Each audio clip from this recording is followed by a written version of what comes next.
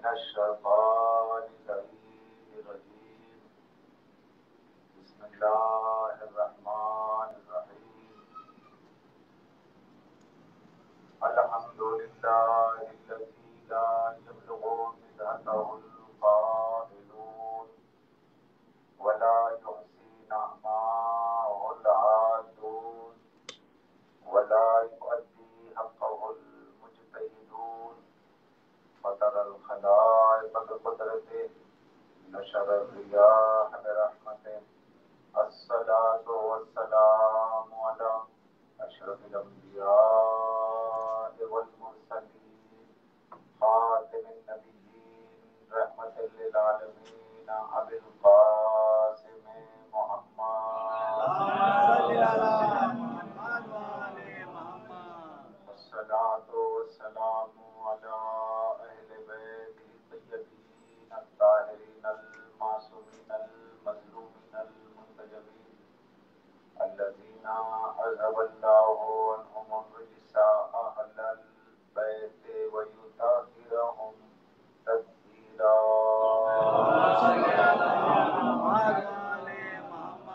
ولعنة الله على أعدائهم ومنكري فضائلهم وغاصبي حقوقهم أجمعين من الآن إلى قيام يوم الدين. قال الله تبارك وتعالى في القرآن بسم الله الرحمن الرحيم إنما وليكم الله ورسوله الذين آمنوا والذين يقيمون الصلاة ويؤتون الزكاة وهم راكعون.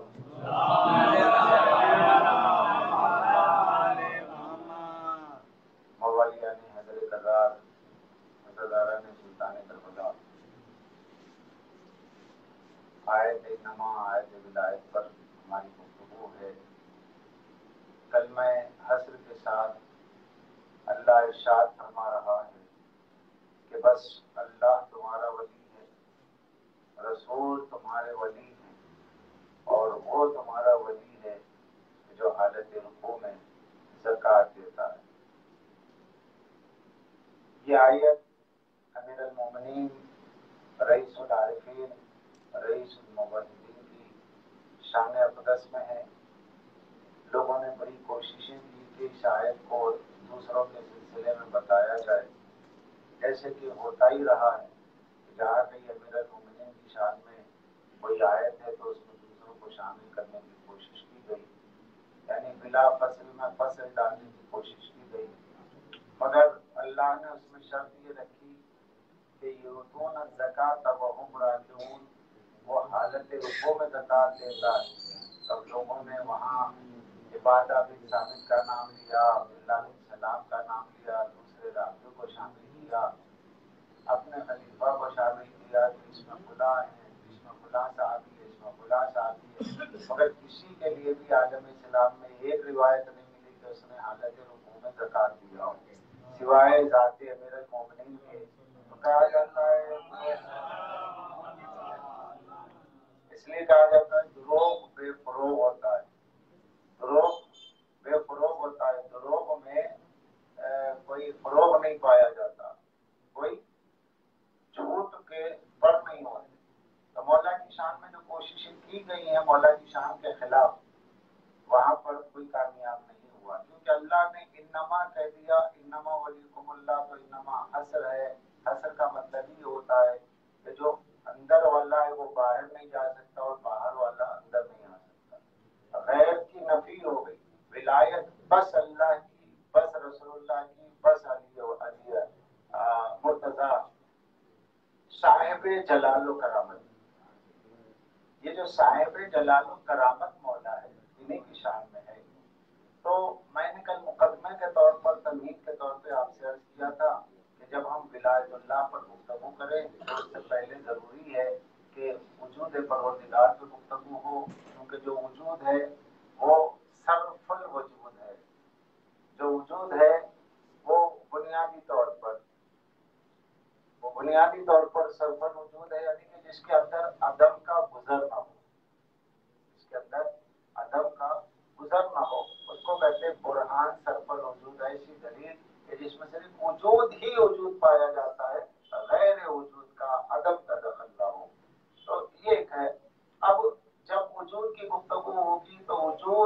جس کے پہلے عدم نہ ہو، جس کے بعد عدم نہ ہو، وہ ہے واجب الوجود.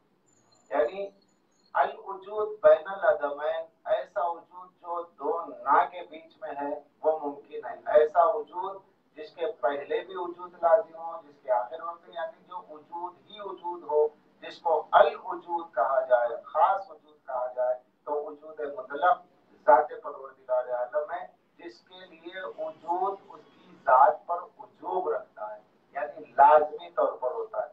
جب وہ ایسا ہے تو ظاہر سی بات ہے کہ وہ تمام کمالات کا جامع ہوگا، اس کے کمالات ذاتی ہوں گے، اس کو کسی نے کمال دیا نہیں ہوگا. تو جس کا اپنا کمال ذاتی ہوتا ہے وہ تمام خوبیوں کا، تمام تعریفوں کا مظہر ہوتا ہے. اب جب وہ ایسا ہے تو ایکتا ہوگا، کوئی اور اس میں شریک نہیں ہوگا، کیونکہ اگر کوئی شریک ہو جائے گا تو پھر دو ہو جائیں گے. دو ہونے کا مسئلہ ہی ہوگا کہ جب یہ دو ہوں گے تو پھر ایک کی ضد میں دوسرا ہوگا. جب ایک کی ضد میں دوسرا ہوگا تو سوال یہ ہوگا کہ یہ دوسرا جو ہے یہ دوسرا کیوں ہے. پہلا جب ہے تو مقدم ہے، دوسرا جو ہے مؤخر ہے. جو مؤخر ہوگا وہ معلول ہوگا، جو معلول ہوگا علت کے تابع ہوگا، جو علت کے تابع ہوگا وہ محدود ہوگا، جو محدود ہوگا تو پھر معبود نہیں ہو سکتا ہے. تو لہذا وہاں اثنین کا تصور نہیں ہے، مطلق ہی مطلق ہے، وجود ہی وجود ہے، وجوب ہی وجوب ہے اور وجود ہی وجود ہے. تو وہ ذات کے جو تمام کمالات کی جامع ہو، وہ ذات جو تمام تعریفات کی جامع ہو، ذات جو اپنی ذات میں مستجمع جمیع کمالات ہو، جو کمالات کی جامع الجامع ہو، جس کے ذات میں تمام خوبیاں جمع ہو، اس کا اپنا تشخص سے وجود وجوب کے ذریعے ہو، وہ پروردگار عالم واحد ہے، احد ہے. احد ہے اقتا کے معنی میں، اور واحد ہے اثنین کے مقابل میں واحد نہیں ہے، بلکہ وہ واحد بے نظیر کہلانے میں ہے. وہ واحد ان معنی میں ہے کہ وہ لا بے اعتبار العدد ہے، وہ عدد کے اعتبار سے دو واحد نہیں کہا جاتا، کیونکہ جو عدد کے اعتبار سے واحد ہوگا وہ ڈیوائیڈڈ ہوگا، کیونکہ الواحد نصف الاثنین. الواحد نصف الاثنین، واحد دو آدھے کا ایک ہوتا ہے. ایک چیز ہے اس کو آدھا کر دیجئے، دو ہو گئی. تو اللہ ایسا واحد نہیں ہے کہ جس کو نصف نصف کر دیا جائے، کیونکہ الواحد اثنین فلیس اللہ الواحد. دو آدھا، دو آدھے کا ایک ہوتا ہے، جب دو ہو گیا تو وہ ایک نہیں رہا، جب ایک نہیں رہا تو فلیس اللہ الواحد، اللہ ایک نہیں ہے. یہ عیسائیوں کا بہت بڑا اعتراض تھا کہ عیسائیوں نے کہا تھا کہ بھئی ہم اگر تین میں کا تیسرا خدا کہتے تو مسلمان کون سا صحیح کہتا، وہ بھی تو واحد کہتا. جب واحد کہتا ہے تو واحد ڈیوائیڈڈ ہے، جب واحد ڈیوائیڈڈ ہے تو پھر اللہ ڈیوائیڈڈ ہو گیا، جب ڈیوائیڈڈ ہو گیا تو پھر تقسیم ہو گیا، تقسیم ہو گیا، اس کے اجزاء ہو گئے، اس کی ترکیب ہو گئی، تو پھر صفات سلبی آ گئی اور صفات سلبی آ گئی، تب اللہ اللہ کہا رہا، وہ معبود معبود نہیں رہا. میں جن چیزوں کو بہت تیزی سے آپ کے گوش گزار کر رہا ہوں وہ اس لیے تاکہ مقدمہ بنے. ہر تقریر کا ایک مقدمہ ہوتا ہے، یعنی ایک تمہید ہوتی ہے، تمہید کے بعد تقریر ہوتی ہے، تقریر کا آخری حصہ نتیجہ ہوتا ہے. کیوں بات کہی جا رہی ہے یہ ہے اس کا تمہید، کیا بات کہی جا رہی ہے یہ ہے تقریر ہے. اور جو بات بالسویہ سب کے ذہن میں یکساں آ جائے نتیجہ، تو وہ نتیجہ ہوتا ہے. یعنی دو اور دو چار کی طرح کہ کسی کے سمجھنے میں کوئی مشکل نہ ہو. تو بہرحال تو کل میں نے آپ سے عرض کیا تھا، دو چار جملے عرض کر دوں مناظرات کے لیے جو کل حاضر نہیں تھے، تاکہ جو ہے وہ تمہید آج کے مضمون سے جڑ جائے. وہ یہ ہے کہ اللہ ایک تو ہے مگر عدد کے اعتبار سے ایک نہیں ہے. ہر شے جو عدد میں آتی ہے وہ معدود ہوتی ہے، یعنی گن لی جاتی ہے. تو جو چیز گن لی جاتی ہے وہ شمار میں ہوتی ہے، عدد ہو. جو چیز عدد میں معدود ہو گئی، معدود میں محدود ہو گئی، محدود میں شمار کر لی گئی. شمار کرنے کا مطلب یہ ہوا اس کا احاطہ کر لیا گیا، اور جس کا احاطہ کر لیا جائے اب اس کی کوئی حد آگے نہیں ہو سکتی، یعنی حد مقرر ہو گئی ہے.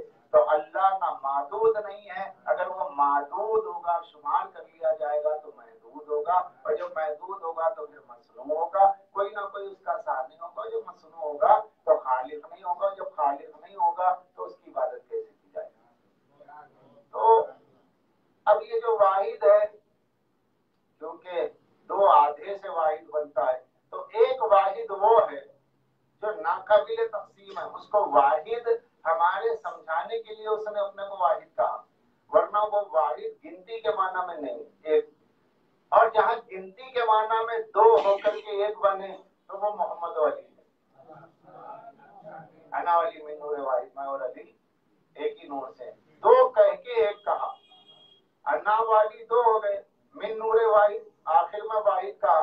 यानी अल्लाह की तौहीद को अगर कोई चाहता है, क्योंकि तौहीद उसकी सिफत है, जब तौहीद उसकी जात नहीं है, तौहीद तो उसकी सिफत है, और सिफत मौसूफ की गैर है. जब सिफत मौसूफ की गैर है तो उसे मुशाहिदे में आना जरूरी है. सिफत जब मौसूफ की गैर है तो देखिए पहला जात होती है. अब हम आज की तकरीर शुरू करते हैं. कल की बात मैंने मुताल्लिक करके रख दिया आपके सामने. पहले होती है जात, फिर होती है सिफत, फिर होता है फेल, फिर होता है असर. चार चीजें होती है, जात, सिफत, फेल, असर. ये तीनों, ये चारों चीजें रुतबे के एतबार से, जात का वजूद पहले होगा, पहले कोई जात होगी, फिर उसके अंदर कोई सिफत होगी, फिर सिफत होगी तो फेल होगा, फेल होगा तो असर होगा. पहले मैं यहाँ मौजूद हूँ बतौर जात के खतीब हूँ, फिर मैं खिताबत कर रहा हूँ, मेरी सिफत या खिताबत मेरी जबान से तकरीर की सूरत में जाहिर हो रही है. इसका फेल का असर आपके दिमागों पर पड़ रहा है. कोई सोच रहा है, कोई वाह वाह कर रहा है, तो ये क्या है, आपका वाह वाह कहने का मतलब ये आपके ऊपर इसका असर हुआ, आपके ऊपर फेल का असर हुआ. फेल क्या है, तकरीर है. तकरीर का जो फेल है, फेल यानी उस फेल की नमूदारी कहाँ से हुई, सिफत खिताबत. सिफत खिताबत कहाँ से आई, मेरी जात से. ये बहुत आसान करके मैं बयान कर रहा हूँ. तो ये चार चीजें हुई, तब आप कहते हैं, जब तक आप बात पहुंचती है तब कहते हैं वाह वाह. अच्छा, ये आज तक समझे नहीं बहुत से लोग वाह वाह का माना क्या है. वाह वाह क्या मतलब, कोई तकिया कला में किसी ने सिखा दिया है. वाह वाह क्या हुआ, वाह वाह का मतलब होता है, फारसी में वाह कहते हैं खुलने को, वाह होना, खुलना. वाह हुआ मुझ पर दरवाजा खुला, वाह हुआ खुला चीज मुझ पर खुल गई. जब खतीब या शायर अपने शेर और अपनी तकरीर से कोई नुक्ता बयान करता है तो वो नुक्ता जब आपके दिमाग पे खुलता है तो आप कहते हैं वाह हुआ, यानी मेरे दिल और दिमाग को खोल दिया गया. ये है वाह हुआ का मतलब.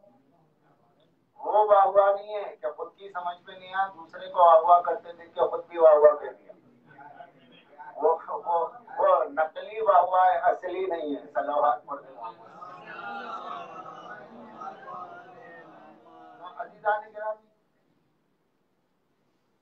अब गुफ्तगू हमारी यहाँ से होती है कल जात और उसके तशक्कुस से जात के सिलसिले में वाहिद और अहद तो गुफ्तगू किसी हद तक रही है अल्हम्दुलिल्लाह. आज थोड़ी सी गुफ्तगू हम कर लेते हैं उसकी सिफत और फेल के एतबार से, क्योंकि कोई भी जात बगैर सिफत के नहीं पहचानी जाती. कोई किसी चीज का अच्छा होना, बुरा होना, ये दीवार बड़ी अच्छी है, बैनर लगा है तो ये सिफत उस पर आरिज हुई है.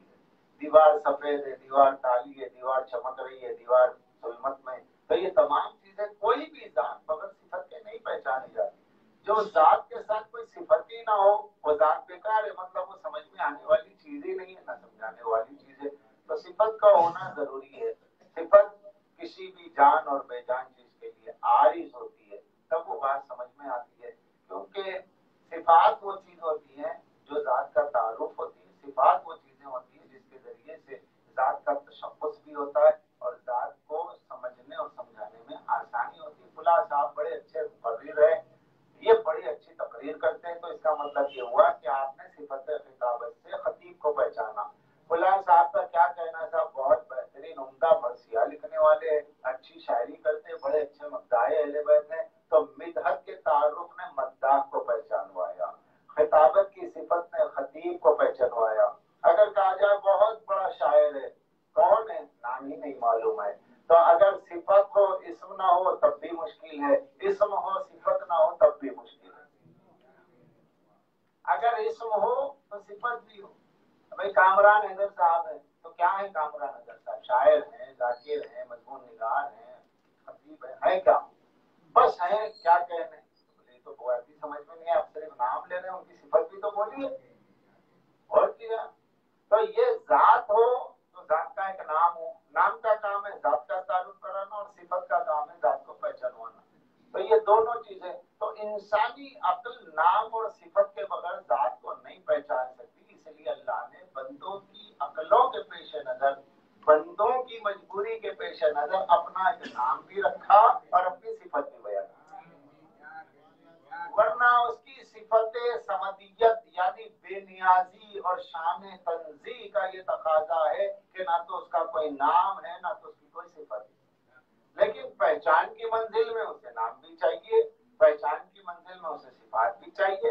तो अज़ीज़ान गिरामी ये जो नाम और सिफत की बात अब आई तो यहाँ पर कुछ मज़ाहिब ऐसे हैं दुनिया में, तो वैसे तो तमाम मज़ाहिब आलम में खुदा को मानते हैं, लेकिन उस खुदा में कुव्वतों में कमालात में दूसरों को शरीक करते हैं, इसलिए वो मुशरिक कहे जाते हैं।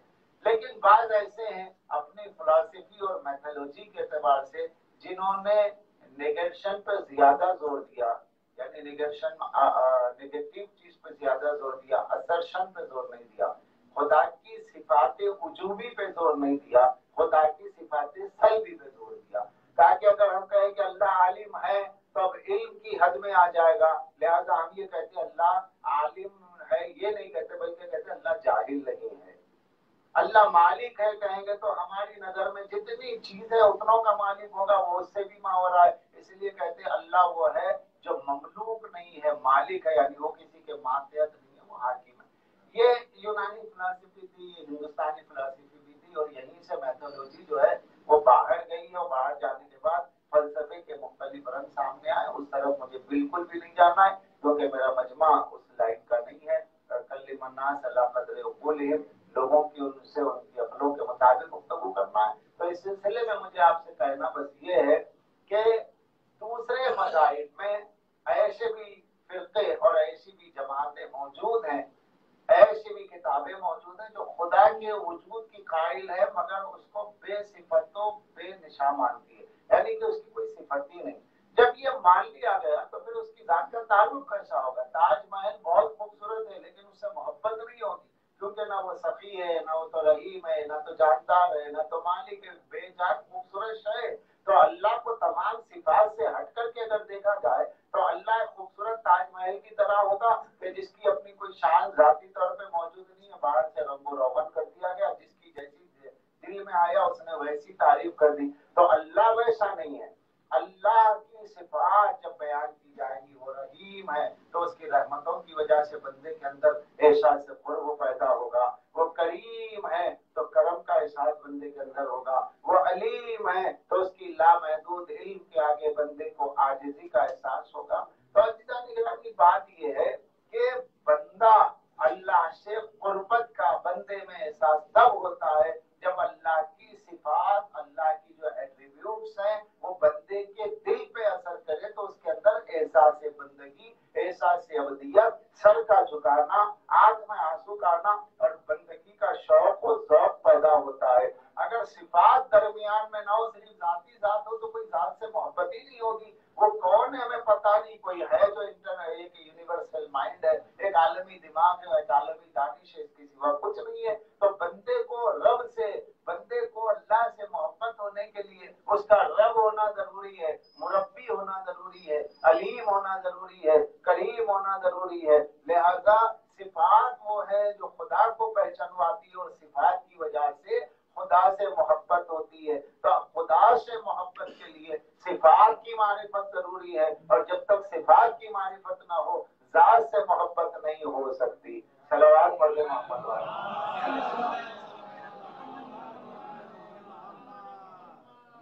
अब सिफात होगी मोहब्बत होगी। खुदा साहब बड़े सफी है, बड़े आलिम है, बड़े करीम है, मोहब्बत होगी। अल्लाह कौन? क्या वो सिर्फ जाती जात है? मुतज़िला वासिल बिन अता के मानने वाले, उनके पैरोकार, ये लोग वो हैं जो अल्लाह को सिर्फ जात मानते, उसकी सिफात से इनकार कर देते, तातील सिफात के कायल, सिफात से जात को मुअत्तल मानते, मुतज़िला। एक जमात वो है, इल्म कलाम की बात आ गई। इल्म कलाम में ये है कि कुछ लोग खुदा की सिफात के सिलसिले में मुख्तलिफ गुफ्तगू करते हैं। खैर मैं उसे यहाँ भी छेड़ना नहीं चाहता क्योंकि मौला फरमाते, बस एक बात जरूर कहूंगा, छठे इमाम का, छठे सरकार का इरशाद इकरार, अल्लाह की मारिफत के सिलसिले में آقا فرماتے ہیں، قرآن ناطق فرماتے ہیں، امام جعفر صادق نے ارشاد فرمایا کہ اللہ کی توحید کا، اس کی معرفت کا جب کبھی ذکر کرو تو ہمارے کلام کو حجت بناؤ، متکلمین کے کلام کو نہ رکھو۔ ابھی اب تو اردو میں بھی آ گئی، اس کا چھٹا چیپٹر دیکھ لیجیے، چھٹے سرکار کے سلسلے میں موجود ہے۔ فرماتے ہیں اور کئی احادیث میں موجود ہے، نجل مسلمون وحلق المتکلمون، تسلیم کرنے والے نجات پا گئے، بحث کرنے والے ہلاک ہو گئے۔ اس کی صفات کیا ہے؟ عین ذات ہے، غیر ذات ہے، کیا ہے؟ علم کلام میں بڑی بحث ہے اور اتنی الجھنیں علم کلام میں کہ اللہ خالی ایک لفظ ہے، جب اس کی ذات و صفت کی معرفت میں جائیں تو 73 فرقے، سب کا اپنا اپنا علم کلام ہے۔ اور مولا نے علم کلام کے لیے ہشام بن حکم کو تیار کیا، مومن طاق کو تیار کیا، مگر اس لیے نہیں کہ علم کلام کو قبولیت کا درجہ دیا جائے۔ میری یہ گفتگو جو یہاں ہو رہی ہے ظاہر ہے یہاں ہو رہی ہے، لیکن یہ ٹیکنالوجی کا زمانہ ہے، سب طرف باتیں جائیں، تو میں جو بات ہے وہ کلیات کے طور پہ عرض کر رہا ہوں کہ مولا نے ہشام ابن حکم کو متکلم کی حیثیت سے پیش کیا، لیکن اس لیے نہیں کہ علم کلام کو قبولیت کا درجہ دیا جائے، چونکہ الزامات خصم کے تحت دشمن جو تھا وہ سوائے علم کلام کے کچھ کہتا نہیں تھا، تو اس کے کلام سے اس کو رد کرنے کے لیے متکلم کے طور پہ ابن ہشام ہے، مگر ہشام ابن الحکم کو کہتے ہیں ہشام یاد رکھنا یہ علم کلام کے ذریعے تم صرف متکلم سے گفتگو کر رہے ہو تاکہ اس کے علم کلام کا غرور ٹوٹے، عقلی گفتگو کا غرور ٹوٹے، لیکن جب کبھی ہمارے والے سے گفتگو کرنا تو اس کے علم کلام سے نہ کرنا، ہمارے کلام سے کرنا۔ حاج الناس بکلامی، ہمارا کلام لوگوں پر حجت ہے، ان کی عقلیں حجت نہیں۔ اب اس کا نتیجہ یہ ہوا کہ بہت بڑی تعداد جو اپنے کو شیعہ کہتی ہے، لیکن وہ اسیر، ان کا دماغ علم کلام کا اتنا اسیر ہے کہ وہ صفات کی گفتگو میں جب سنتی ہے تو کلام کے لہجے میں، جب بولتی ہے تو کلام کے لہجے میں۔ یہ صفات ہے کیا؟ صفت موصوف کی غیر ہے، نہج البلاغہ میں موجود ہے، خطبہ توحید پہلے ہی خطبہ ہے نا، شہادت کل صفت انا غیر الموصوف و شہادت کل موصوف انہ غیر الصفت۔ ہر صفت گواہی دیتی ہے موصوف کی غیر ہے، ہر موصوف گواہی دیتا ہے وہ صفت کی غیر ہے۔ یہ ایک جملہ بہت کافی ہے اہل عقل کے لیے، اہل دانش کے لیے۔ کبھی کبھی ایک جملہ، ایک تقریر ہوتی ہے، موصوف صفت کی غیر ہے، صفت موصوف کا غیر ہے۔ اب آگے مجھے کچھ کہنے کی ضرورت نہیں ہے، لیکن یہ صفت کیا ہے؟ وہ رحیم ہے، وہ کریم ہے، وہ ستار ہے، وہ غفار ہے۔ یہ صفات کیا ہیں؟ اس کا مطلب کیا ہے؟ معصوم فرماتے ہیں کہ اللہ نے اپنی ذات کی تعارف میں، اصول کافی میں موجود ہے، مولا فرماتے ہیں اللہ نے اپنی ذات کی تعارف میں، اپنی ذات کے پہچانوانے میں اپنے اسما، اپنے نام اور اپنی صفات کو خلق کیا۔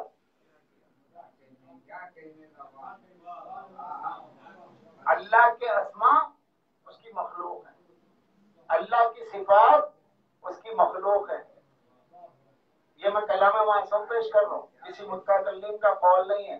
اگر کسی کا ذہن متکلم کے قول میں اتنا رچا بسا ہوا ہے کہ اس کے سوا کوئی نہیں جانتا، تو آج جان لے اس منبر کے صدقے میں، ذکر سید الشہداء کے عشرے کے صدقے میں، یہاں سے توحید لے کے اٹھیے کہ توحید یہ ہے کہ اللہ کی صفات اس کی مخلوق ہے۔ اللہ کی صفات اس کی مخلوق ہے کا کیا مطلب ہوا؟ وہ صفات سے محرم نہ، اس کے اندر جو کمالات ذاتیہ ہے، وہ کمالات ذاتیہ اللہ جسے دے رہا ہے اسے دے کر کے، اپنا نمائندہ بنا کر کے، اپنا مظہر بنا کر کے، اپنی نمائندگی اس لیے دے رہا ہے تاکہ وہ اس صفت کا مظہر ہو کر، اس صفت کا مبدا ہو کر اللہ کے تعارف کا مرکز بن جائے، اللہ کے تعارف کا مرکز بن جائے۔ پتہ نہیں کہ یہ حدیث کو لوگوں نے کیوں نظر انداز کیا۔ اگر اس کو نظر انداز نہ کیا جاتا تو علم کلام، یہ جو اللہ کی ذات کے متعلق گفتگو عالم اسلام میں ابتلا کی ہے وہ دفن ہو جاتی اور کلام معصوم حجت ہے. معصوم فرماتے ہماری اللہ کی صفات مخلوق ہے. مخلوق کا کیا مطلب ہوا؟ اللہ علیم ہے، اللہ خالق ہے، اللہ مالک ہے. مطلب یہ کہ اللہ نے ایک بندے کے اندر صفت خلاقیت کو رکھا تاکہ وہ خالق ہو کر اللہ کے احسن الخالقین ہونے کا نمائندہ بن جائے. اللہ سنتا ہے مگر اس کا سننا بغیر کان کے، اس کا دیکھنا بغیر آنکھ کے. تو وہ سمیع کیوں ہے؟ کیونکہ اس نے اپنے بندے کو منتخب کیا اور اس کے اندر صفت سماعت رکھی. اس نے چیونٹی کی گفتگو کو 30 میل کے فاصلے سے سن لیا تو اپنی سماعت کا اسے نمائندہ بنایا. وہ ایسا ہے کہ اپنے کسی بندے کو اپنی صفت سماعت کا مظہر بنا کر اس کے ذریعے اپنا تعارف کراتا ہے. اس کی صفات مقام تعارف میں اور اس کی جو اول مخلوق ہے اس کی صفات کی مکمل مظہر بن کر، اس کی صفات کا پیکر بن کر اس کی ذات کا تعارف بنی. عیسیٰ نے کہا انی اخلق لکم من الطین کآیت الطیر، میں تمہارے لیے ایک پرندہ خلق کرتا ہوں، کروں گا. اخلق تبارک اللہ احسن الخالقین.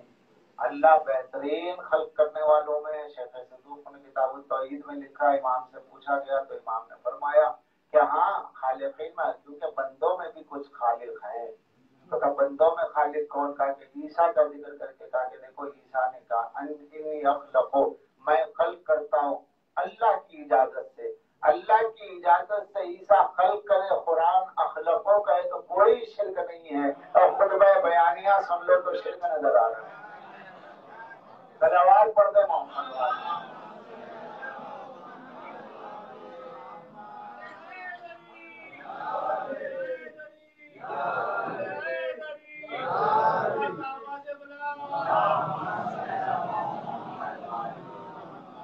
صفت موصوف کی غیر ہے، اسم مسمہ کا غیر ہے، نام ذات کا غیر ہے، صفت موصوف کی غیر ہے. یہ غیر ہو کر کے پہچانواتے ہیں. اب صفت ہے تو صفت کے ساتھ فعل ہے. سننا صفت ہے، بولنا کلام کرنا صفت ہے، لیکن وہ جب صفت فعل میں آ جاتی ہے تو اس کا کام الگ ہوتا ہے. اللہ نے کائنات میں اپنے افعال کو جاری کرنے کے لیے افعال کا مبدا بنایا.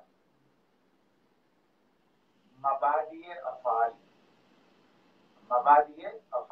فعل کا مبدا. جب فعل کے مبدے پر آپ پہنچیں گے تب آپ کو بات سمجھ میں آئے کہ اللہ چاہتا تو ڈائریکٹ حرارت پہنچا دیتا، مگر حرارت کی علت، حرارت کا مبدا اس نے آگ کو قرار دیا.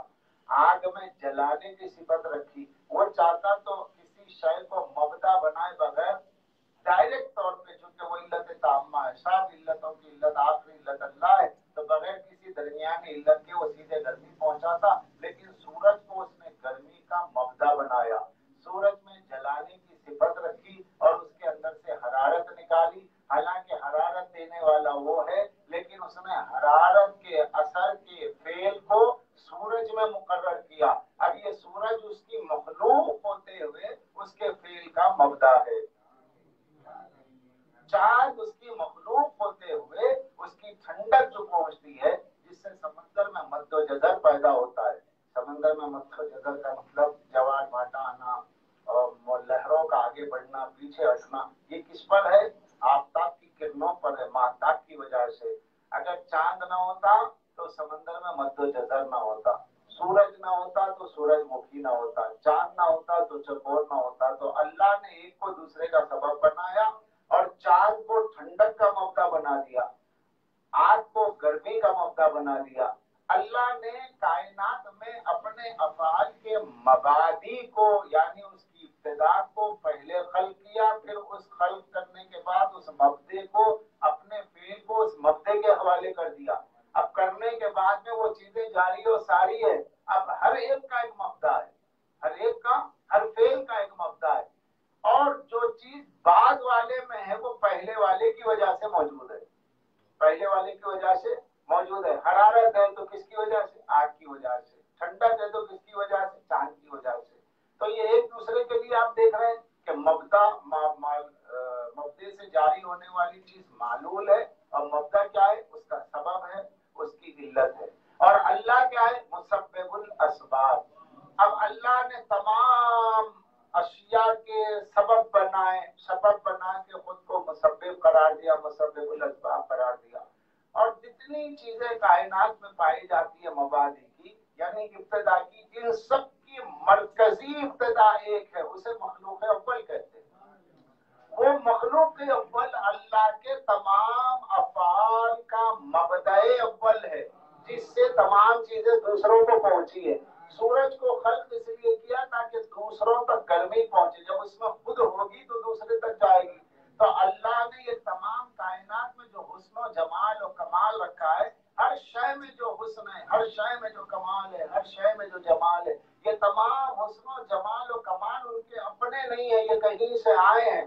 جہاں سے آئے اس ذات کا نام پروردگار ہے، لیکن اس نے بال واسطہ دیا ہے، بے واسطہ نہیں دیا ہے. جیسے سورج سے گرمی پہنچائی، آگ سے حرارت پہنچائی، آل محمد کو کائنات کا مبدا بنا کر کے ان کے ذریعے سورج کو روشنی دی، چاند کے روشنی دی، ان کے ذریعے ستاروں کو زینت دی، ان کے ذریعے زمین کو گردش دی، ان کے ذریعے آسمان کو ساکن کیا. اب کائنات میں جو شے جہاں اپنا جو کمال رکھتی ہے، اس کا مبدأ اول مخلوق اول محمد و آل محمد.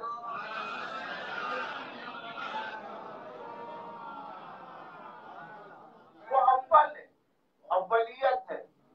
اب اگر اس میں نہ ہو تو یہاں نہیں ہے. ہمارے پاس جو ہے وہ اپنا نہیں ہے، ہمارا کمال اپنا نہیں، ہمارا کمال اپنا نہیں ہے، وہ ان کا دیا ہوا ہے.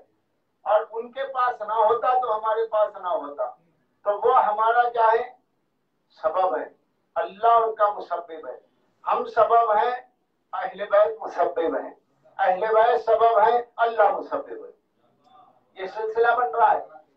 اب اس لیے اس کو تھوڑا سا اور آگے سمجھنے میں بڑی آسانی ہو جائے. وہ یہ کہ اللہ نے افعال کے مبادی، مبدے کو خلق کرنے کے بعد ایسا نہیں ہے کہ اللہ مسبب نہیں رہا.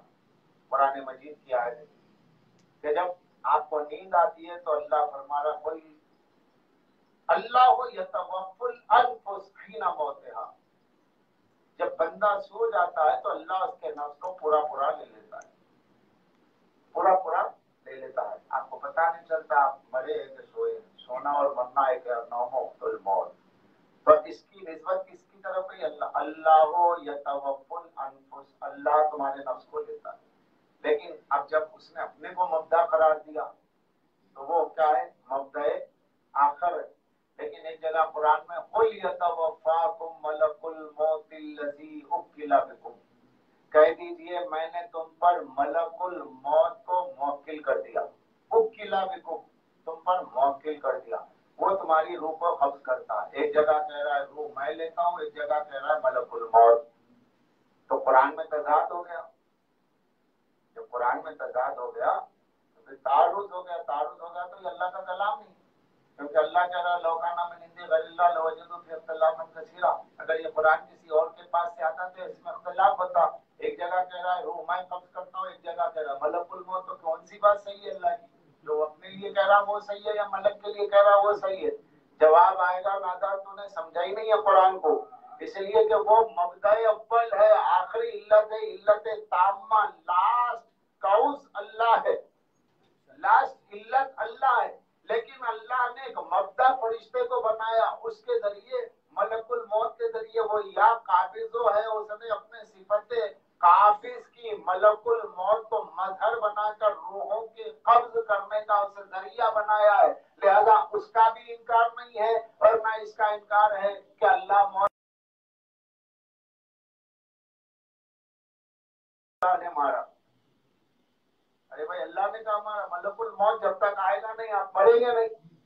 مگر سب جانتے ہیں ملک الموت روح قبض کرتا ہے، یہ بھی صحیح ہے. اللہ نے مارا، یہ بھی صحیح ہے، کیونکہ اللہ علت آخر ہے، ملک الموت درمیان کا واسطہ ہے. یہ ملک الموت جس سے اجازت لے کے روح قبض کرے اسے امام کہتے ہیں، اسے ولی مطلق کہتے ہیں.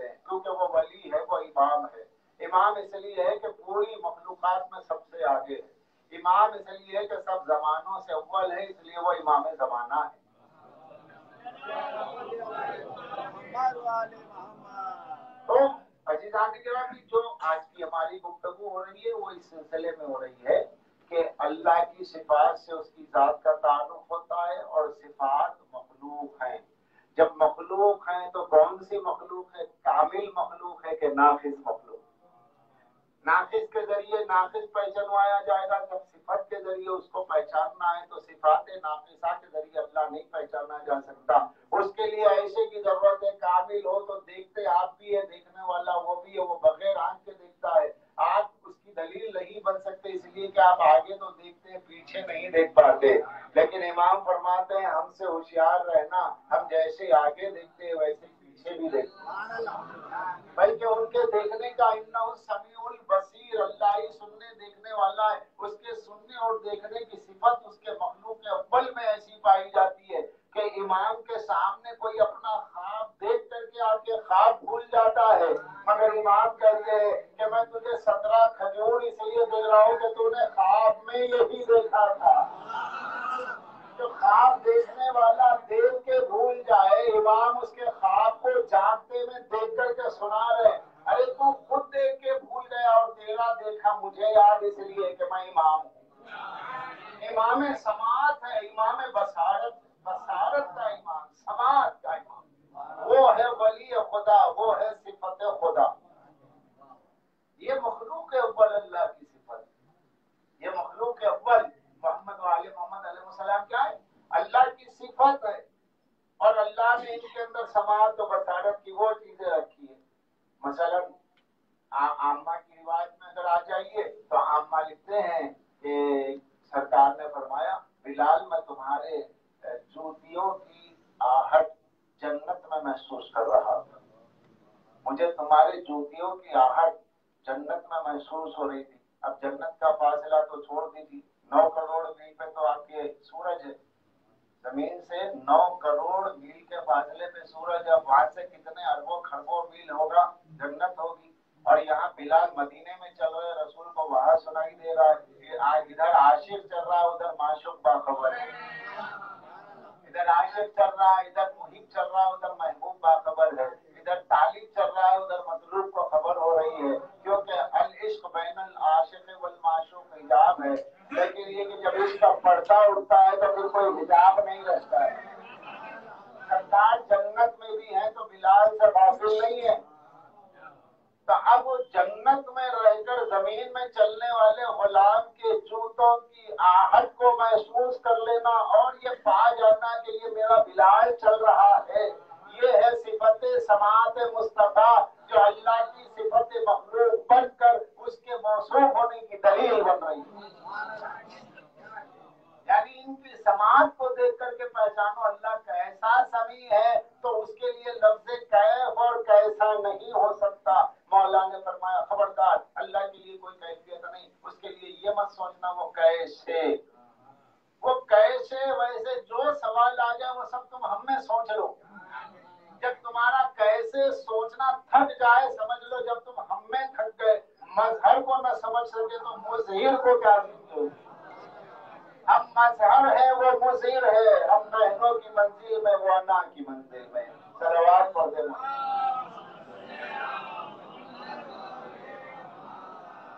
تو اللہ نے یہ پوری کائنات کا، تمام اشیاء کا، تمام افعال کا مبدا بنا دیا اہل بیت کو، مبدا بنا دیا۔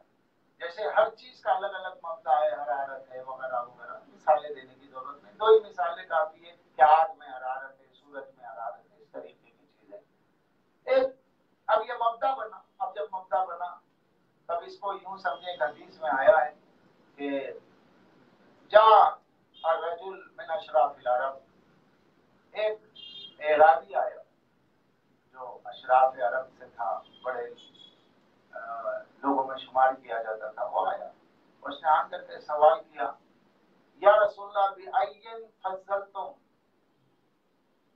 بِأَيٍّ فَضَّلْتُمْ، آپ کس وجہ سے فضیلت رکھتے ہیں آپ لوگ اہل بیت، آپ فضلتم سے جمان، آپ کس وجہ سے فضلتم، بِأَيِّ فضلتم علینا، انا انتا و نحنو من مائے واحد، یا رسول اللہ آگ फजीलत रखता है। अंता व नहनो, आप और हम, मिन माए वाहिद, हम सब एक ही पानी के हैं। मिन माए वाहिद, हम सब एक ही पानी के हैं, तो फिर क्या फजीलत है आपकी? अच्छा हुआ उसने सवाल ना पूछा होता तो यहाँ तक बात ना पहुंचती। उसने सवाल किया, रसूलुल्लाह ने, मौला अव्वल ने, मन कुंत मौला फाज़ा अली मौला, मौला रसूल ने जवाब दिया,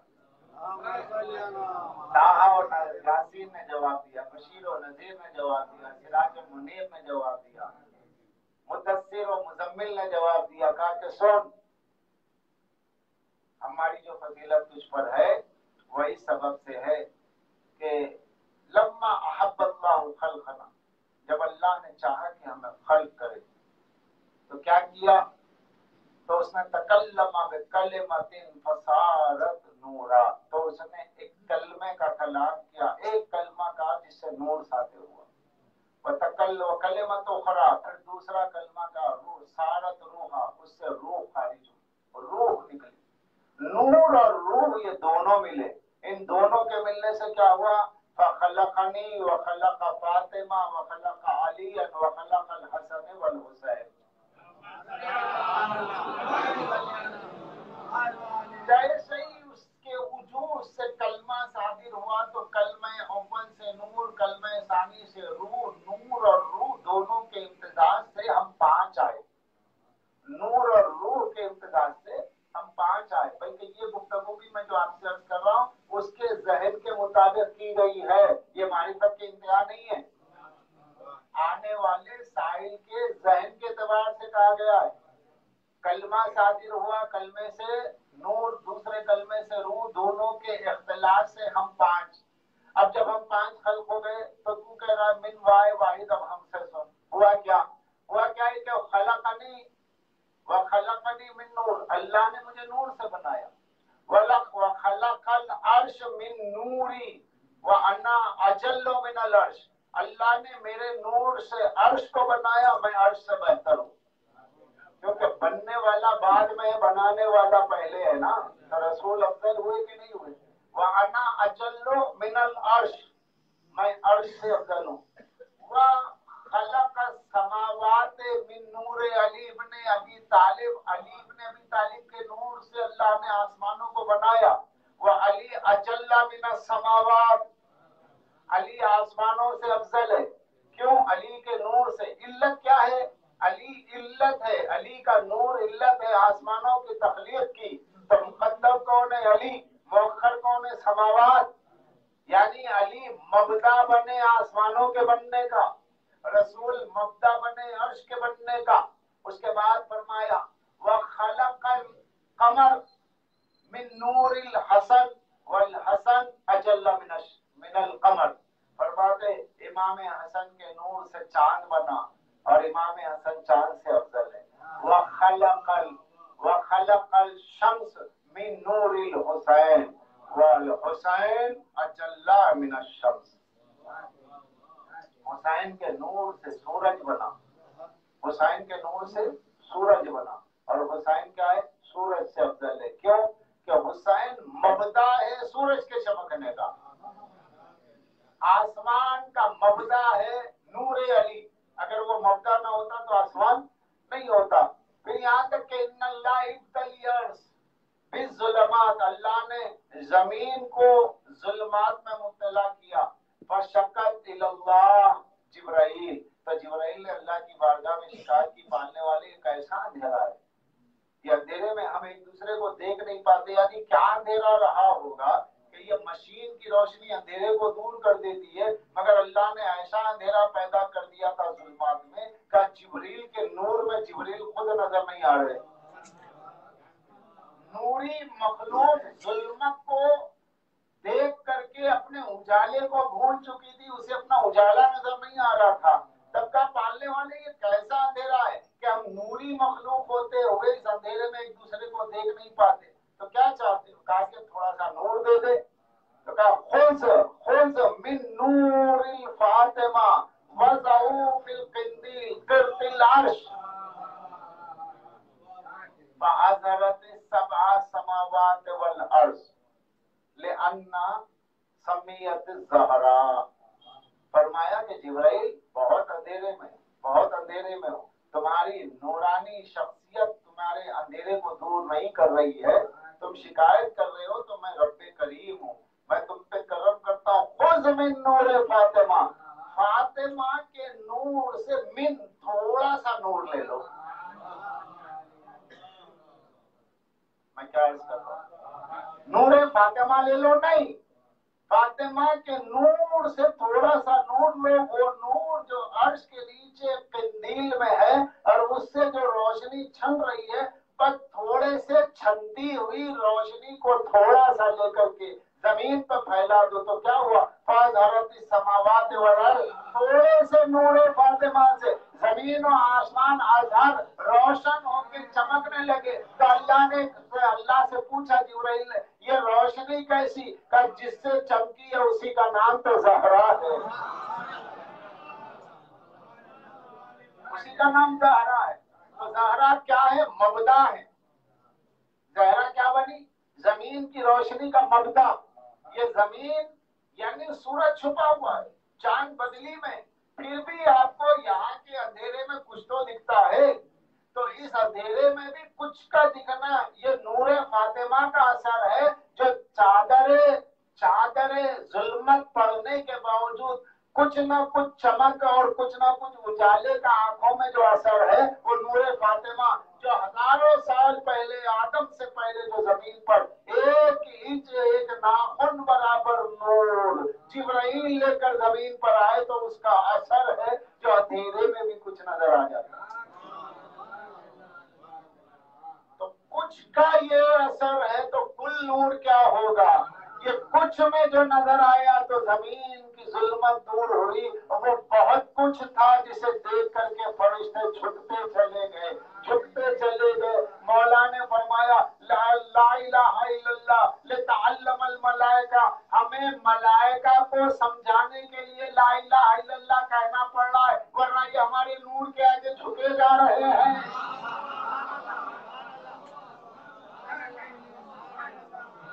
यानी मतलब ये हुआ कि हमारा ला इलाहा इल्लल्लाह कहना अपने इस्लाम के सबूत में है, अहले बैत का ला इलाहा इल्लल्लाह कहना अल्लाह के वजूद के सबूत में है।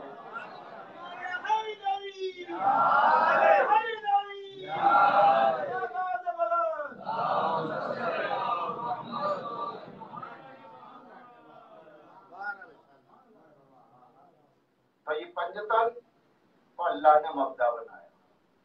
अब ये कुल्लुना मोहम्मद की मंजिल में सब मोहम्मद है, सब अली, इनका नाम कायनात के हर जर्रे पर लिखा गया।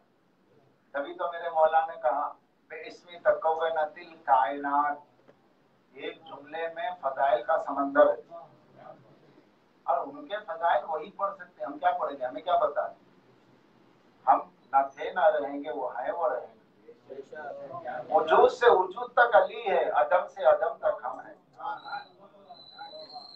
वजूद से वजूद तक अली है, अदम से अदम तक हम हैं। हाँ से हाँ तक अली है, ना से ना तक हम हैं।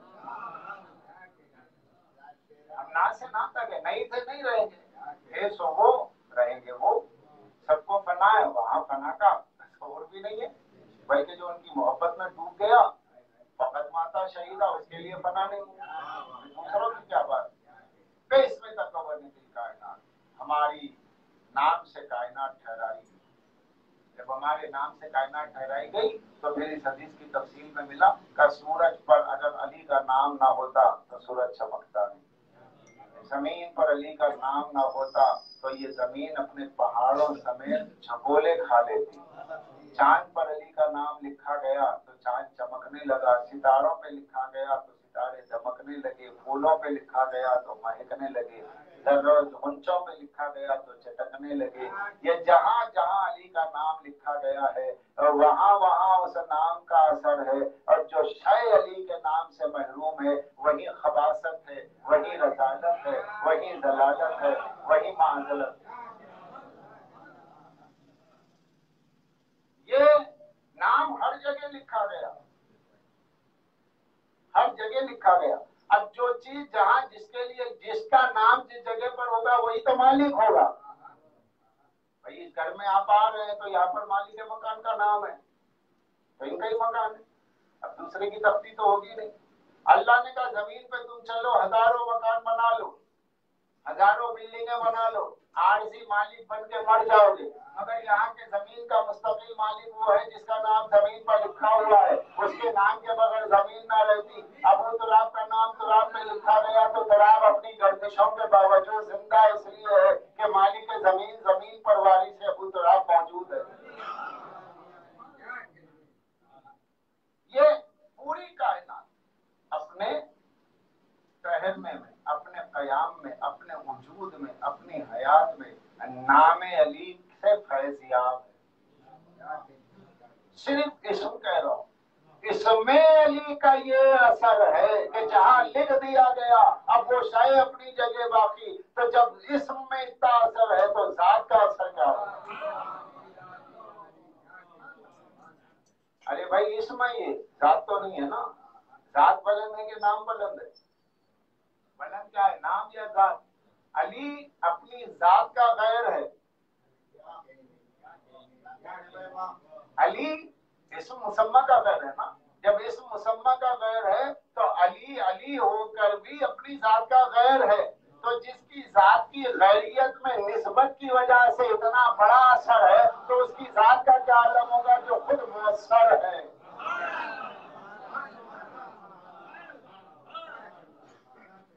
ये नाम है अल मौसूम बिस्मिल्लाह, अल्लाह के नाम से मौसूम। उसने सबसे पहले अपना नाम अली रखा। प्यार है, शेर सुदूक है, किताब तो हजारों किताबें पढ़ी पड़ी। अल्लाह ने अपने अस्मा में सबसे पहला नाम जो मुंतखब किया अली। बेस्मिकल आजमिल आजमिल अकरमिल अकरम। दुआए शाबानिया में हम पढ़ते हैं अल्लाह तेरे सबसे बड़े नाम का तुझे वास्ता। और सबसे बड़ा नाम कौन है? नाम का काम क्या है? जात का तारुफ कराना। नाम ना हो जात नहीं पहचानी जाती, अली ना हो अल्लाह पहचाना नहीं जाता। नाम ना हो।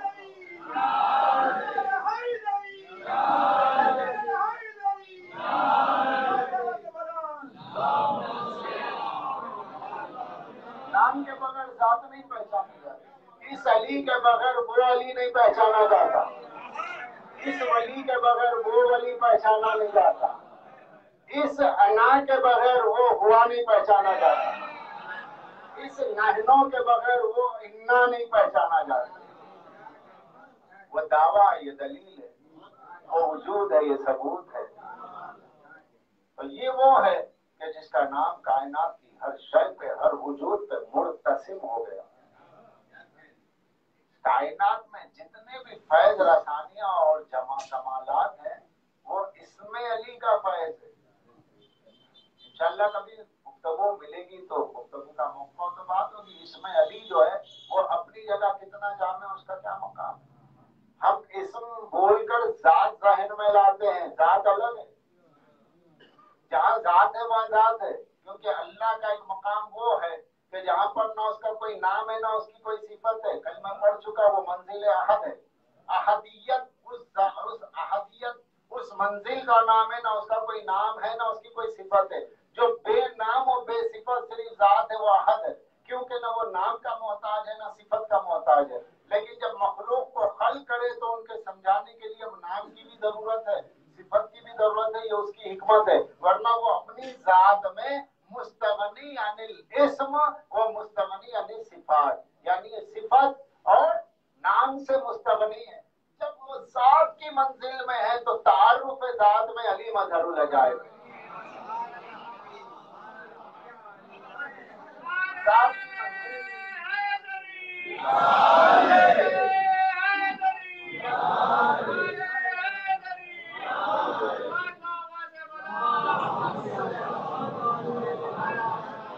अब वो जाती जाते समझ लम यलिद व लम यूलद व लम यकुन लहू कुफुवन अहद। अहद वो है कि जिसके लिए नाम की जरूरत नहीं है। मैं साबिक़ आशरे में ये जुमला पढ़ चुका हूँ, इसलिए अहले बैत जब दुआ करते तो कहते थे अल्लाहुम्मा या हुआ या मन ला हुआ या मन इल्ला हुआ, ऐ वो कि जो वो नहीं है। پہلے وہ کہا تو بندے یہ نہ سمجھے کہ اس کے لیے وہ کہنا جائز ہے، فوری کا لا ہوا ہے وہ کہ جو وہ نہیں ہے، تو جس کے لیے وہ کہنا بھی جائز نہیں ہے اس کے لیے اللہ کہنا بھی جائز نہیں ہے، کیونکہ وہ صرف ذات ہے، اپنی ذات میں وہ اپنے نام کا اپنی ذات میں محتاج نہیں ہے، تم محتاج ہو اس کو پکارنے میں۔ تو جب یہ منزل شان تنزیہ اللہ کی ہے تو اس تعارف میں اس کا مظہر آگے بڑھا، اور اس نے آگے بڑھ کے کہا انا علی ولیکن لا فی اسم ولا رسم، میں وہ علی ہوں کہ جس کی ذات کے لیے نہ کوئی نام ہے نہ کوئی صفت ہے۔ لا یکفی اسم ولا شم، مجھ پہ نہ نام کا اطلاق ہوتا ہے نہ صفت کا اطلاق ہوتا ہے۔ جب تم کائنات کو اس کے مظاہرات جمال و کمال میں دیکھنا چاہو تو وہ میرا نام ہے، وہ میرے نام کا اثر ہے، وہ میرے نام کا کمال ہے۔ اب جب کائنات فنا ہو جائے، جب کائنات تمہارے ذہن و دل میں نہ رہے تو اس کا وجود ہی نہیں رہا، تو صرف ذات رہ جائے گی نا۔ جب ذات رہ جائے گی تو اس کے مظہر ذات ہونے میں جب وہاں کوئی نام نہ ہو تو وہاں میں بے نام ہوں۔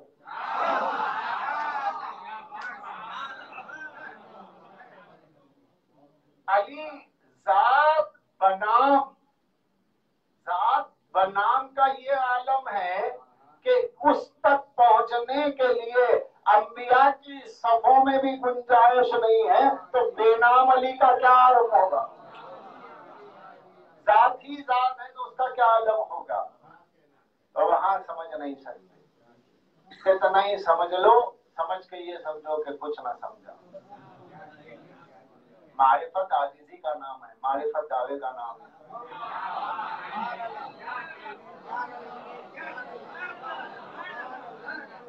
معرفت میں تکبر نہیں ہوتا، معرفت میں انا نہیں ہوتا۔ اس انا کو فنا کرنے کا نام ہے، عاشق بھی ہو اور انا بھی ہے۔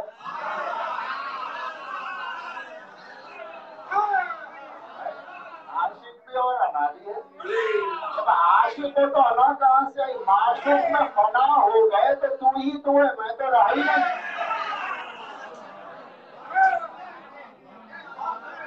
تو ہی تو ہے، میں تو رہا ہی نہیں۔ اس کو علی کو علی ماننے کے بعد، علی کی ذات میں خدا کے جلوے دیکھنے کے بعد اپنا ہوش کہاں ہے؟ اس کا ہوش کہاں؟ بے جان پتھر، بے جان طور، بے جان پہاڑ، بے عقل پہاڑ ایک تجلی کی تاب نہ لا کر معشوق کے رنگ میں ایسا رنگا کہ اپنا رنگ بدل گیا، تاکہ اس کا رنگ سرمئی نہیں تھا، معشوق کے رنگ میں سرمئی ہو گیا۔ اور تم عقل رکھنے والے، علی علی کرنے والے، ابھی تک رنگ معشوق تم میں آیا ہی نہیں۔ یہ میں بتا رہی ہے کہ ابھی اس میں علی تو دور کی بات ہے، خیال عرفان علی بھی نہیں آیا۔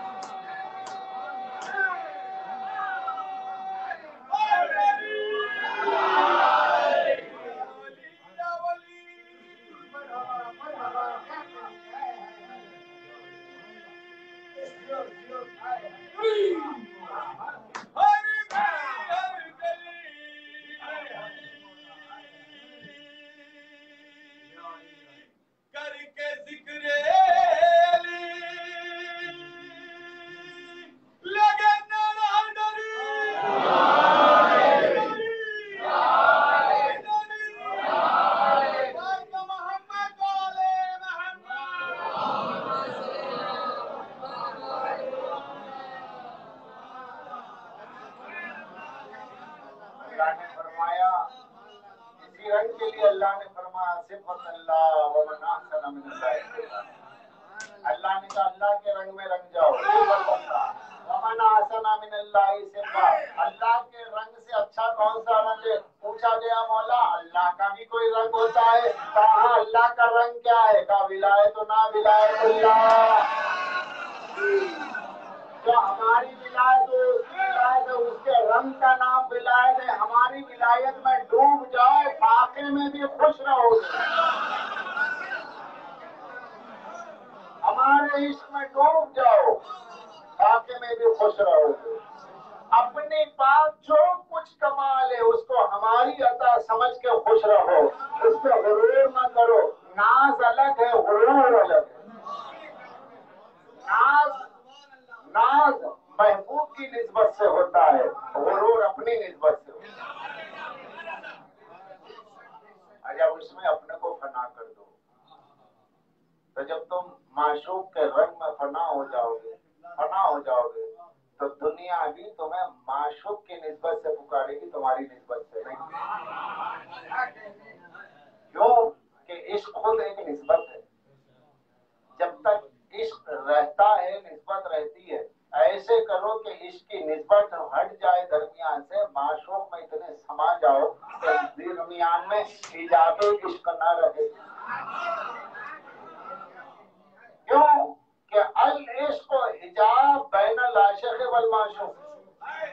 عشق حجاب ہے عاشق و معشوق کے درمیان میں. یہ بے حجابی کا نام ہے. معشوق میں فنا ہونا یہی ہے صفت اللہ، یہی ہے صفت اللہ. جب اس رنگ میں فنا ہو جاؤ گے تو یہ بے حجابی کب ہوتی ہے؟ جب منیت کا درجہ حاصل ہو. منیت کا درجہ کیسا حاصل ہوتا ہے؟ پیدا ہوا ایران میں، زبان فارس میں، غیر قوم میں، مگر معشوق کے رنگ میں یوں رنگ گیا کہ من اللہ ہو گئے. سلمان و من اہل بیت، سلمان ہم اہل بیت میں. اللہ نے لفظ منیت، یہ منیت کثرت صوم و صلات سے حاصل نہیں ہوئی، یہ منیت عشق سے ملی.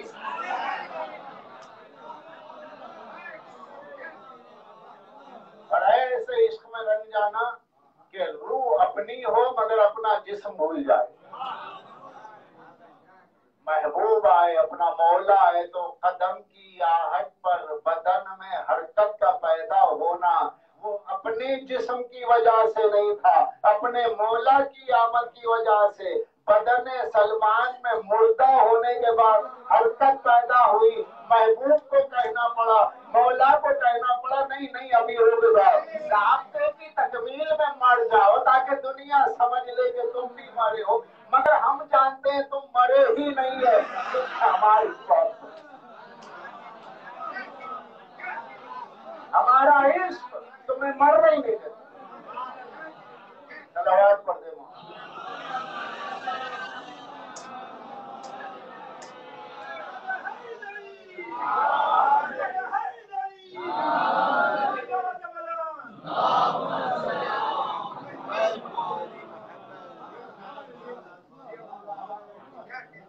یہ رنگ ہے. اور یہ مومن ممتحن کے لیے، مومن کے لیے مومن ممتحن. مومن ممتحن ہزاروں میں ایک. عرفان الگ ہے، اسرار الگ ہے. عرفان تک پہنچنا آسان ہے، اسرار تک پہنچنا مشکل ہے.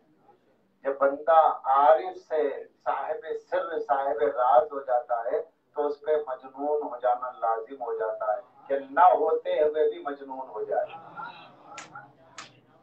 کیوں کہ اب اسے سوائے اس کے راز کے کوئی بچا نہیں سکتا. وہ اپنے راز کے حصار میں ہوتا ہے. مولا کے قریب آنے والوں میں سلمان و ابوذر اس درجے پر ہیں کہ ان کا راز ہی ان کی زندگی تھا. مولا فرماتے یاد رکھو جب راز فاش ہو جائے تو راز نہیں ہوتا. جب راز فاش ہو جائے نجم البلاغہ کلمات قسام کہ جب تم نے راز کہہ دیا تو وہ راز کہاں رہا؟ راز تو چھپے ہوئے کو کہتے ہیں نا. تو فرماتے نحن سر اللہ، ہم 14 اللہ کا راز ہے. سلمان کے اوپر کھلے کہ ابوذر کے اوپر کھلے، جس نے ہم کو جہاں تک سمجھا سمجھنے کے بعد بھی ہم راز ہیں. سلمان پہ بھی ہم راز ہیں، ابھی کھلے نہیں ہیں. ابوذر پہ بھی ہم راز ہیں، کھلے نہیں ہیں. کھل جائے تو پھر راز نہیں رہتا. نہ کھلنے کے بعد سلمان کا وہ عالم ہے تو کھلا کس پر؟ اسی کھلنے کی بات کو علماء اہل تسنن نے اپنی کتابوں میں لکھا کہ سرکار دو عالم نے کہا علی میں تیرے وہ فضائل بیان کر دیتا جو میں جانتا ہوں، لیکن مجھے ڈر ہے کہ دنیا تجھے عیسیٰ ابن مریم کی طرح خدا نہ بنا لے، خدا نہ بنا لے. تو اللہ کے نبی کو اس بات کا ڈر ہے کہ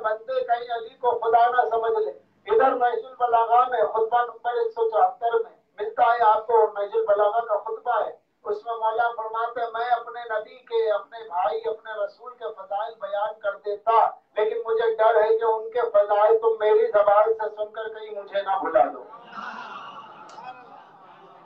ये कमाल है, ये मसावत है। उनकी ज़बान से इन्हें सुनो, इनकी ज़बान से उन्हें सुनो, और मोहम्मद की ज़बान से अली के फजाइल सुनोगे तो मोहम्मद नजर आएंगे, अली के फजाइल से रसूल के फजाइल सुनो तो अली की ज़बान में सुनो तो मोहम्मद अली नजर आएंगे। इसलिए मेरे मौला ने कहा अना मोहम्मद व अना अली, मैं मोहम्मद हूँ, मैं अली हूँ।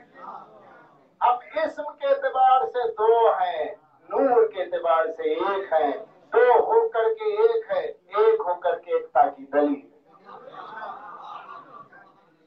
यहीं से गुफ्तगू शुरू हुई है और यहीं तक गुफ्तगू हुआ। तो ये कमालात हैं, सरफराजियां होती हैं। देखिए, न मिला वो बड़ा बदनसीब है, मिल के छिन गया उससे बड़ा बदनसीब नहीं। ईमान मुस्तार से पनाह दुआ करनी चाहिए, पालने वाले हमें ईमान मुस्तार न दे। एक दिन की जिंदगी हो, इश्क अली में हो, मोहब्बत अहले बैत में हो, 100 साल जिंदगी कुफ्र के लिए भी क्या करें। यही जमीन, वही फजा, वही खाना पीना, वही जिंदगी के रंग रंगलियां हैं, उसके अलावा कुछ है नहीं। लेकिन जो नशा इश्क अहले बैत में, फजाइल के सुनने और पढ़ने में आपको इस वक्त आ रहा है, अल्लाह की कसम दुनिया की किसी लज्जत में वो मजा नहीं है। इसलिए कि दुनिया की ग़िज़ाएं, दुनिया की लज्जतें बदन को सैराब करती है, अली के फजाइल रूह की ग़िज़ा है। जब अली के फजाइल सुनते हैं तो जो कैफियत दिल में पैदा होती है, ये कैफियत आपको आलम अरवाह से मिलाती है। जब आलम अरवाह में आपका मौला, आपके मौला की विलायत का इकरार आप कर रहे थे, तो जो कैफियत आपकी सरमस्ती, आपके अंदर जो मस्ती इकरार विलायत अली में आलम अरवाह में हासिल हुई थी, वही कैफियत फजाइल के सुनने में हासिल होती है। भीतरी तकाज़े खत्म, न किसी चीज की भूख है, न प्यास है, कई दवा खाने वाले मौजूद है, सब कुछ मौजूद है, न बीमारी पे ध्यान, न घर पे ध्यान, कुछ नहीं। जब अली अली हो रहा है तो बस अली अली है और कुछ नहीं।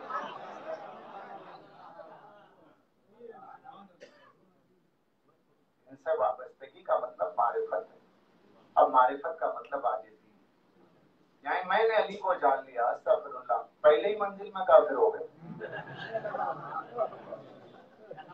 आपने अली को जान लिया, रसूलुल्लाह तो कह रहे कि सिवाय मेरे और खुदा के किसी ने जाना नहीं।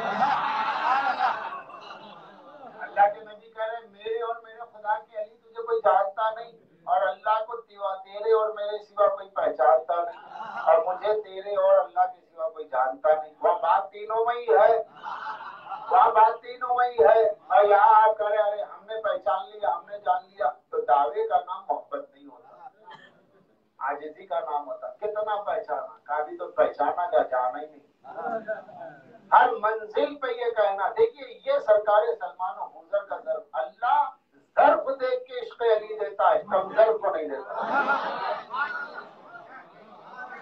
कम ज़र्फों के लिए अली की मोहब्बत नहीं, आला ज़र्फों के लिए। इतना करीब होकर जब हदीस में जाइए, जितनी हदीस मारिफत नूरानिया की है, उसमें दो ही नाम, या सलमान या अबूज़र, या सलमान या अबूज़र, तीसरा नाम नहीं मिलता। तो इतना करीब मौला ने रखा, उसके बाद भी बड़ी तलब है जिदनी बयाना।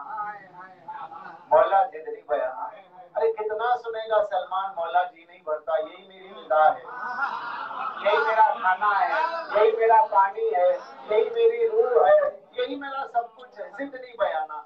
याली आप बोलते रहिए।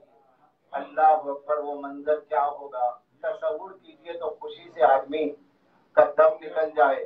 अगर अपने तसव्वुर में खुद को शामिल कर लो कि सलमान के बाजू बैठे हो, अली अपने फजाइल सुन रहे हैं, अली अपने फजाइल बोल रहे हैं, सलमान सुन रहे हैं, लिसानुल्लाह की जबान से, लिसानुल्लाह की जबान से उनका सलमान सुन रहा हो, तो क्या मंजर होगा। सुनने वाले दो ही है, सुनने वाले दो ही। अरे मौला ये क्या है, हम जैसे जाकिरों को अगर बड़ा मजमा ना मिले तो लोगों को शिकवा था, पब्लिक नहीं है, मजमा नहीं है, और जिसके फजाइल पढ़ रहे हैं उसके लिए मजमा देख रहे हैं, और जो खुद अपने फजाइल बयान कर रहा है वो दूसरी बोल रहा है।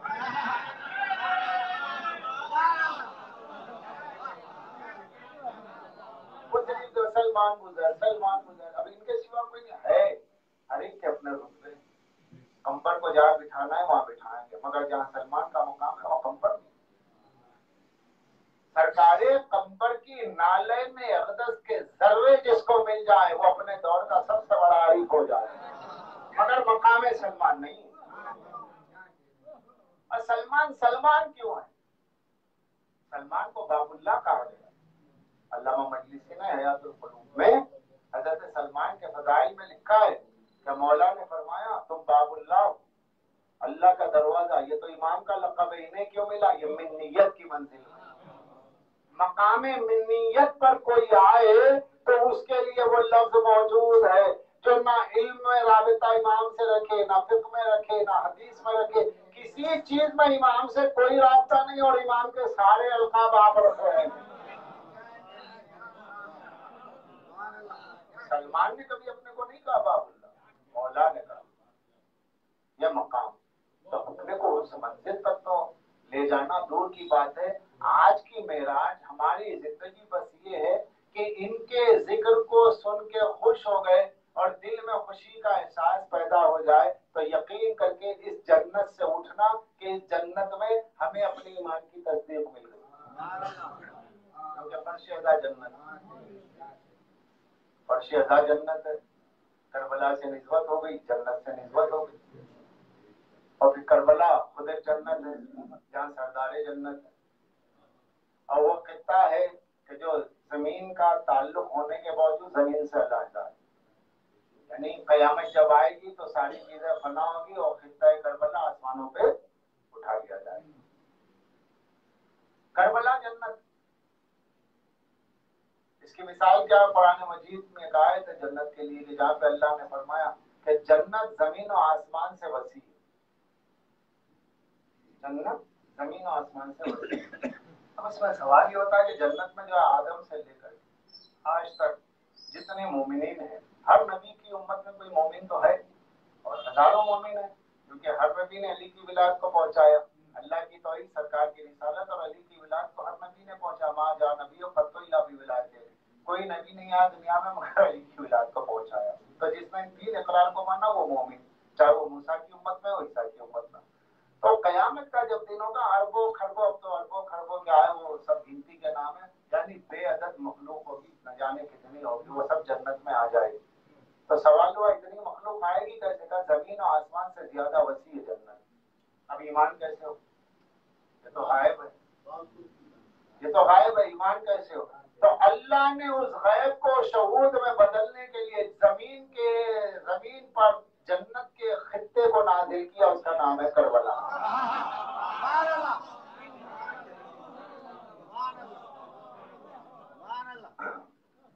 اس کا نام ہے کربلا۔ اب جو اصل کل میں ہے وہ جز میں ہے۔ اللہ نے اس کل کے لیے کیا کہا؟ اولین و آخرین اس میں سما سکتے ہیں کیونکہ وہ زمین و آسمان سے وسیع ہے، مگر مقام مشاہدے میں دیکھنا ہو تو کہا کہ کربلا آ جاؤ، کربلا آ جاؤ۔ کربلا کیا ہے؟ کہا کہ صاحب حج کے لیے گئے، کتنے گئے؟ جتنے بھی گئے وہاں کے روک لگ گئی کہ بس اس کے آگے نہیں جا سکتے، جگہ نہیں ہے۔ کربلا کیا ہے؟ نینوا کیا ہے؟ نینوا کربلا ایک ضلع، آج شہر، بڑا ٹاؤن، لیکن اس وقت قریے کا نام تھا۔ جب مولا آئے یعنی آج ہی کا دن جب کربلا مولا پہنچے تو کیا تھا؟ پوچھا کیا ہے؟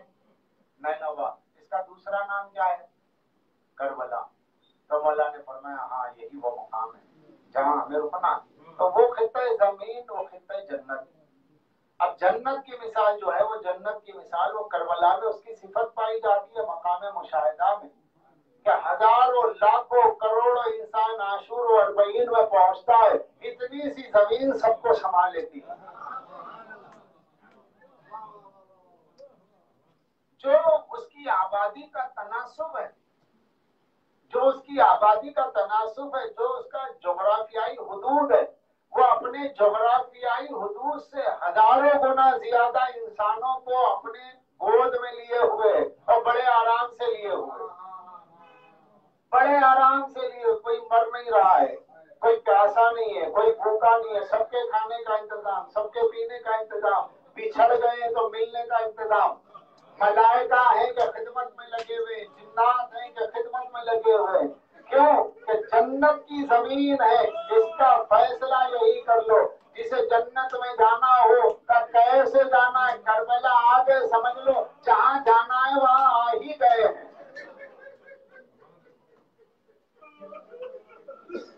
और चूंकि सरदार जन्नत हुसैन है, हसनैन सरदार जन्नत, तो मालिक जन्नत करबला में है। जन्नत का मालिक करबला जन्नत है, उसका मालिक अपनी जमीन पर आराम फरमाए। तो कहा इसकी जियारत के लिए जाओ। जियारत के लिए हुक्म हुआ। 10 इमाम की हयात तैयबा में मजार तोड़ दिया। खुदा लानत करे मुतवक्किल मलून पर।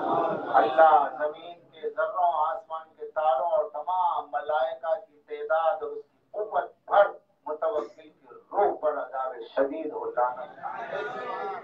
ये वो जिनाज़ादा था कि जिसने इमाम अली मकाम के मजार को तोड़वाया। आज कितने लोग हैं दायरे में मोमिन आते हैं, माँ की कब्र शिकस्ता है या बाप की कब्र टूट गई है, नींद नहीं आती। क्या कहने, जब तक अब्बा की कब्र नहीं बनी भाई मैं काम पे ही नहीं जाऊँ। अल्लाह अकबर। आज आपके बुजुर्गों की मजार शिकस्ता हो जाए तो आपको बर्दाश्त नहीं होता है, लेकिन सोचें कि 10वें इमाम की हयात तैयबा, जालिम कह रहा है कि मजार ढा दो, मजार ढा दिया गया, नहर को जारी किया गया, कब्र हुसैन को मिसमार करके पानी बहा दिया गया, कब्र छुप जाए। इमाम से लोग पूछ रहे मौला पाबंदी है जियारत पर हुकूमत की तरफ से, आपका क्या हुक्म है? हमारे हाकिम आप हैं। इमाम फरमाते हैं जानों की परवाह किए बगैर मेरे जद की जियारत पे जाओ, चाहे कत्ल हो या खून बह जाए। यहीं से नस मिल गई खूनी मातम। हमारे जद की जियारत के लिए खून बहा के जाना पड़े तो जाओ, तो खून बहाने की नस मिल गई है। मगर जाने वाले गए, जियारत पर जाते रहे, जियारतें नहीं रुकी, क्योंकि पानी जो था वो कब्र के ऊपर से नहीं जाता था, कब्र का तवाफ करता था। और वहां आने वाले को जैसे ही पानी में दाखिल होता तो खुशबू उसे अपनी कब्र तक लेकर के चले जाती थी। खुशबुए मज़ार हुसैन पानी में सफर करती हुई अपने जायर को खींच के लाती थी। ए जाहिर, तू अगर मेरे पास आया है तो मैं भी तेरा मुंतज़िर हूँ। फरमाया जब कोई जियारत करबला के लिए जाता है, मौला की मजार पे बामारिफत जाता है, तो हुसैन की जियारत करना करबला में ऐसे है जैसे अर्श पे अल्लाह से मुलाकात करना। अल्लाह से मुलाकात, अल्लाह की जियारत का नाम है जियारत हुसैन। अल्लाह से मिलने का मतलब है जियारत हुसैन। वह हय्यो कय्यूम है, उसके हय्यो कय्यूम की दलालत का नाम है हुसैन। और फिर वजूद दलील खुदा 2 मुहर्रम को वारिद करबला हुए। बड़ी तेजी से दिन गुजर जाते हैं। अब देखिए 2 मुहर्रम है, फिर देखते देखते दिन आ जाएंगे, आशूरा जाएंगे। यहाँ सब आए हैं मजालिस में, अज़ाखानों में भी आते हैं, सब आते हैं, बड़े बड़े अज़ाखानों में बच्चियां आते हैं, बच्चे आते हैं, बुजुर्ग खवातीन सब आते हैं। और उसके बाद तबरुक हुआ, सब अपने अपने घर चले जाते हैं। और फिर ये एहसास होता कि बच्चा तो नहीं छूट गया, कहीं किसी का कुछ रह तो नहीं गया। अल्लाह वो मुसाफिर जो करबला आए उनका कुछ बाकी न रहा, न जवान रहे न बच्चे रहे न सामान रहा। आए मौला अल्लाह अकबर। आपकी आवाज बुलंद हो गई, क्यों ना होगी? आप ना रोएंगे तो कौन रोएगा?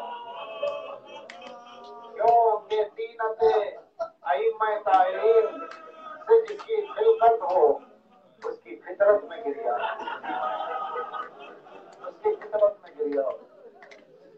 वारिदे करबला होने के बाद जब घोड़े ऐसे हो गए कि जैसे जमीन ने पांव पकड़ लिए, हुसैन घोड़े को हेड़ देते, घोड़ा आगे नहीं बढ़ता, पर जमीन पर सर झुकाता चला जाता है। तो पूछने के बाद जब पता चला ये करबला है, तो ट्रेन से उतर गए, कहा बेटा अकबर आ जाओ, हम लोग यहीं पर रहेंगे, यही हमारा मस्कन है, मेरे नाना ने यही मिट्टी बताई थी।